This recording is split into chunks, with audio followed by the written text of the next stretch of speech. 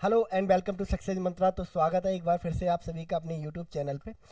तो अगर आप मुझसे पूछें कि दुनिया के दो सबसे बड़े चैलेंजेस क्या हैं, ठीक है, तो मेरा आंसर होगा पहला, है ना, जो इन्वायरमेंटल चैलेंज आ रहे हैं क्लाइमेट चेंज से रिलेटेड, और दूसरा रेडिकलाइजेशन। ठीक है, रेडिकलाइजेशन दुनिया के सामने एक बहुत बड़ा चैलेंज बन के उभरा है ना। रेडिकलाइजेशन के बारे में अगर जानते हो कि किसी रिलीजियस बेस पे या रेस बेस पे, है ना, किसी दूसरी रेस या रिलीजन के साथ भेदभाव करना या उस पर एट्रोसिटी करना, यही रेडिकलाइजेशन होता है। और आज अगर देखें तो ये रेडिकलाइजेशन पूरी दुनिया में खास करके फैलता जा रहा है ना। और जब कभी भी रेडिकलाइजेशन की बात होती है तो इस्लामिक रेडिकलाइजेशन की बात बहुत है ना, प्रायोरिटी बेस पे होती है। तो ऐसा ही कुछ अपनाने जा रहा है हमारा जो पड़ोसी देश है बांग्लादेश, है ना। अभी तक जब हम बांग्लादेश के बारे में बात करते थे तो Bangladesh was one of the fastest growing economy in the world. Cotton के फील्ड में इनका एक डोमिनेशन हुआ करता था। जूट के फील्ड में, है ना, मोनोपोली बना ली थी इन्होंने दुनिया में। और शिप बिल्डिंग के फील्ड में भी ये बहुत अच्छा करने की कोशिश कर रहे थे। बट पिछले 4-5 महीनों में यहाँ पर कुछ ऐसे इंसिडेंट्स हुए हैं जिसकी वजह से अब ये जो कंट्री है रेडिकलाइजेशन की तरफ बढ़ रहा है।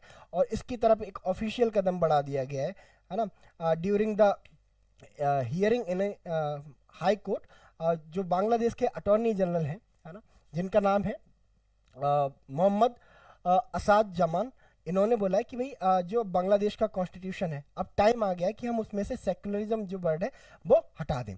ठीक है, और इन्होंने इसके पीछे लॉजिक दिया है कि क्योंकि बांग्लादेश में जो मेजॉरिटी पॉपुलेशन है वो मुस्लिम है ना। 91% जो पॉपुलेशन है वो मुस्लिम है।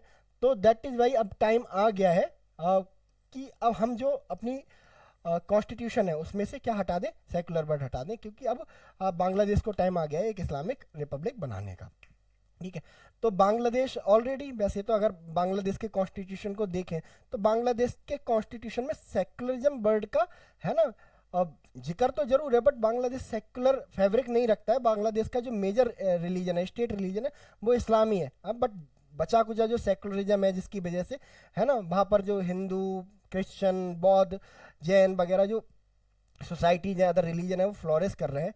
ठीक है, अब उन पर जो है एक खतरा मंडराने लगा है। और इसके साथ ही इससे रीजन में बहुत सारे गलत एग्जाम्पल सेट होने वाले हैं, है ना। इंडिया के सामने एक बहुत गलत एग्जाम्पल सेट होने वाला है, और बाकी जो नेपाल वगैरह जो कंट्री है इनके सामने एक बहुत बड़ा, है ना, चैलेंज बन के आने वाला है इससे।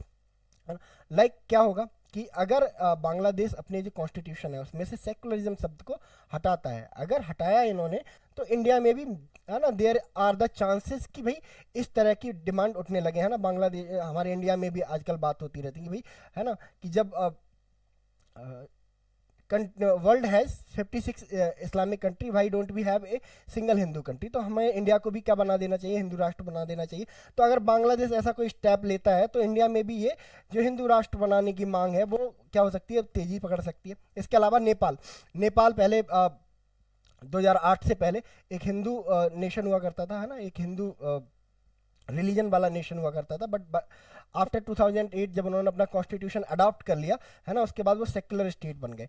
तो there might be a possibility, है ना, क्योंकि वहाँ पर भी हैं आवाज़ उठाने वाले लोग, है ना, वो कह सकते हैं कि भाई, है ना, देखो बांग्लादेश जब सेक्युलर से अब इस्लामिक बन रहा है ना, तो अब हमें भी क्या करना चाहिए, दोबारा से सेक्युलर से हिंदू राष्ट्र की तरफ चलना चाहिए। तो एक बहुत गलत एग्जाम्पल यहाँ, है ना, पूरी दुनिया के लिए सेट होने वाला है ना। और इसके अलावा अगर बात करें इंडिया पे इसके और भी प्रेशर्स की, तो अब अगर बांग्लादेश से ये सेकुलर वर्ड हटाया जाता है तो बांग्लादेश की जो रेडिकल इस्लामिस्ट हैं उनको एक ओपन लाइसेंस मिल जाएगा to do atrocities over Hindu, Christian and बौद्ध, जैन, सिख जो भी हैं वहाँ पे, अदर रिलीजियस माइनॉरिटी जो वहाँ पे रहती हैं, एक ओपन लाइसेंस मिल जाएगा कि भाई इनको मारो, है ना, इनको यहाँ से भगाओ।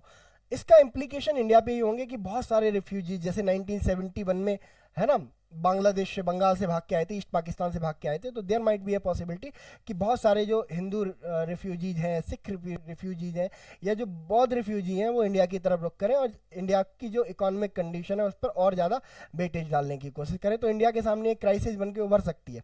ठीक है, और ये सब हो किसके टाइम पे रहा है ना, ये सब एक ऐसे इंसान के टाइम पे हो रहा है ना, जिसके नाम एक टाइटल है कि उसको नोबेल पीस प्राइज मिला हुआ है। ठीक है, मोहम्मद यूनिस, है ना। अब आप समझ रहे होंगे इनको नोबेल पीस प्राइज मिला हुआ है, तो एक, है ना, एक लिबरल टाइप के पर्सन होंगे, है ना। Actually this person is the jam of radicalism, है ना। जरूरी नहीं होता है कि नोबल पीस प्राइज जिसको मिल जाए वो एकदम, है ना, एक करेक्ट बंदा होगा, है ना। बराक ओबामा को भी नोबल पीस प्राइज मिला है ना, जो कि अमेरिका के एक्स प्रेसिडेंट रह चुके हैं, 44 प्रेसिडेंट रह चुके हैं। और बराक ओबामा के बारे में बोला जाता है, बराक ओबामा को जो नोबल पीस प्राइज मिला था एकदम फेक नोबल पीस प्राइज है, बिकॉज बराक ओबामा ने एज ए प्रेसिडेंट इतने लोगों को मारा है, इतने इनोसेंट लोगों को मारा है, अफगानिस्तान, पाकिस्तान, सीरिया में, जितने की टोटल जो प्रेसिडेंट थे ना यूएस हिस्ट्री के, उन्होंने नहीं मारा। ठीक है, तो नोबल पीस प्राइज किस बेस पे दिया जाता है, ठीक है, वो समझ में आता है ना। जैसे बोलते हैं कि फिक्स होता है एक, है ना, जो यूएस डोमिनेंट लॉबी है ना, उसी को ये अवार्ड मिलता है। जो डेमोक्रेट एक लॉबी, एक लिबरल लॉबी है ना, उन्हीं के फील्ड से लोगों को ये अवार्ड, है ना, हर साल दिया जाता है। और ये जो मोहम्मद यूनिस है, ये उसी लॉबी से आते हैं। ठीक है, ये जो बाइडन, जो बराक ओबामा है, उनकी लॉबी, लिबरल लॉबी से ताल्लुक रखते हैं, दैट इज वाई इनको ये नोबेल पीस प्राइज मिला है। ठीक है, अदरवाइज अगर इनको नोबेल पीस प्राइज जेन्युइनली मिला होता तो अपने कंट्री में ये हिंदू, सिख, बौद्ध, जैन, ईसाइयों के खिलाफ कभी भी किसी तरह की हिंसा को, है ना, वो नहीं करते। इन्होंने दुर्गा पूजा बैन कर दी इस साल बांग्लादेश में। इन्होंने कहा दुर्गा पूजा नहीं होनी चाहिए क्योंकि बांग्लादेश क्या है, एक, है ना, इस्लामिक कंट्री है। तो एक नोबेल पीस प्राइज विनर, एक है ना, के मुंह से इस तरह की बातें, है ना, अच्छी नहीं लगती हैं, है ना। और जब ऐसी बातें करी जाती हैं तो ऐसे लगता है कि कहीं ना कहीं जिन्हें जो अवार्ड दिया गया था, एक लॉबी के बेस पे दिया गया था, एक लॉबिंग के बेस पे दिया गया था। ठीक है, इनके बारे में बोला जाता है ये बहुत बड़े स्कैमिस्टर है ये पर्सन, है ना। इनको शेख हसीना, जो बांग्लादेश की प्राइम मिनिस्टर हुआ करती थी अभी जुलाई से पहले, है ना, बाहर भी निकाल दिया था क्योंकि इन्होंने स्कैम किया था, बहुत सारे लोगों के पैसे हड़प लिए थे माइक्रो फाइनेंसिंग के नाम पे, है ना। बहरहाल हम लोग एक वीडियो में डिस्कस कर चुके हैं कि कैसे इस पर्सन की एंट्री होती है बांग्लादेश में, कैसे शेख हसीना को निकाल दिया जाता है। एंड अब ये पर्सन, इसके पास कोई पॉलिटिकल, है ना, बैकिंग तो है नहीं, है ना, ना बहुत ज़्यादा लोग इन्हें जानते हैं बांग्लादेश में। ठीक है, तो ऐसे में अब ये पावर में बने रहने के लिए किसका इस्तेमाल कर रहे हैं, रेडिकलाइजेशन का इस्तेमाल कर रहे हैं, है ना, पोलराइजेशन का, कि भाई जो मुस्लिम वोट है, जो मेजोरिटी वोट है ना, आप उनको उनकी तरफ अपनी तरफ अट्रैक्ट कर लो। एंड अब वोटिंग किसको, जब मेजोरिटी जिसको सपोर्ट करेगी, है ना, आप पावर में इतने दिन तक बने रह सकते हो। तो इनका एक बहुत सिंपल सा शॉर्ट फंडा है। ठीक है, बाकी हमारा जो संविधान है वो, है ना, मोस्ट प्रोबेबली हम क्या है, हमारी प्रियम्बल में भी सेकुलरिज्म है, हमारी अगर आप फंडामेंटल राइट्स देखो तो आप उसमें भी आपको हमारा एक सेकुलरिज्म नजर आएगा। बाकी बांग्लादेश इशू को लेके कि भाई ये सेकुलरिज्म जो हटा रहे हैं, सेकुलर वर्ड जो हटा रहे हैं, है ना, ये सही कर रहे हैं या गलत कर रहे हैं, इस बारे में आपका क्या ओपिनियन है, आप बता सकते हैं हमें कमेंट सेक्शन में। तो मिलते हैं हम लोग नेक्स्ट वीडियो में, तब तक के लिए thank you so much and God bless you all.